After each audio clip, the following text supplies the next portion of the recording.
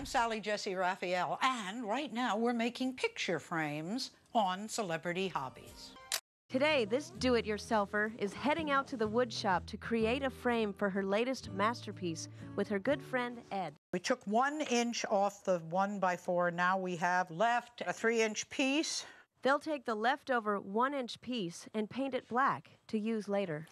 Okay, when you paint your frame, it's really up to you. You can paint the pieces before, assemble them, and then touch them up, or you can assemble your frame and paint it all at the end. This is a 1/4 inch quarter round. Now we've got the 1x3, and we're going to miter the edge. And we're going to do this with hand tools. If you use a miter box like Sally Jesse Raphael did, you may not end up with a perfect miter each time. In that case, you'll want to use some wood putty to cover any cracks. Cut the 1x3 and the 1/4 inch quarter round to match the size of the canvas you're framing. Sally's frame is for a 16 by 20 inch canvas. Get me 2 tops, 2 sides, and let's glue them together. Okay. I've got the glue. We got our pieces You've ready, got the Sally. glue, yes. We've already screwed the clamp to the basic wood of the table. That's to make it steady. Now we're going to tighten it. Tighten yours a little bit. Yeah, we're going to tighten it. Okay, we got a good miter, Sally. It's It perfect. looks good. Now we just got to loosen your side and glue this up now that we checked it. Next, tap in some brads to reinforce the glue. Ed, I've had them charge me $350 for a finished frame of this size. Then glue and brad the 1/4 inch quarter rounds on the inside of the frame. The reason for the 1/4 inch quarter round is to hold the painting into the frame. If you didn't, it would just pop through. Attach that black 1x1 to the outside of the 1x3 frame, about 1/2 inch offset to add interest to the frame.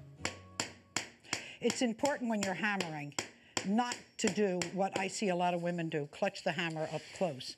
It's important to get the full swing. And then we're going to take wood filler, and we're going to put a little wood filler in so that it's not going to look like wood with 2 nails. It's going to look like all wood. Of course, it's important to set that nail before adding the wood putty by using a nail set and a hammer. And what that will do is push that nail a little bit deeper into the wood, creating a space for that wood putty to settle into. And then, of course, you sand it smooth and touch it up with your paint. And this is the one we painted gold. You see, it's set right in there. And that 1/4 inch quarter round holds it. Now, the extra wood that you notice there on the back of the frame that Sally Jesse just constructed is actually part of the wood frame that the canvas artwork itself is stretched onto. Finally, pop in those screw eyes. How about we go 7 inches down? Yeah, but you never put it halfway down. Because No. if you put it halfway down, the painting tilts like this away from the wall. And this frame is ready for the wall. Ta-da!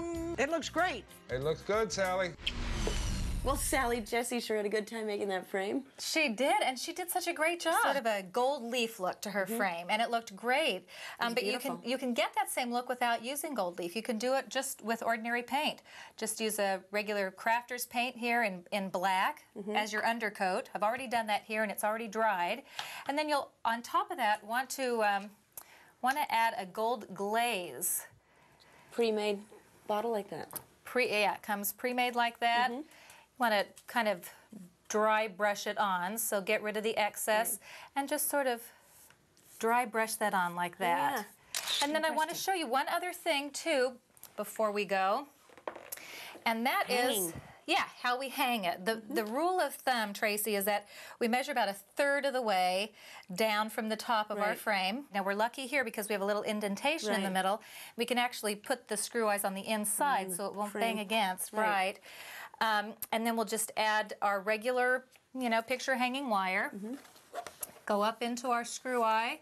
You don't need to tie a knot either. You just wrap it around 2 or 3 times, pulling it really tight. Then you go ahead and wrap it. Twist it. Yeah, twist it several times, and then cut it. And then that's all you have to do. You'll see that holds it nicely. Really tight.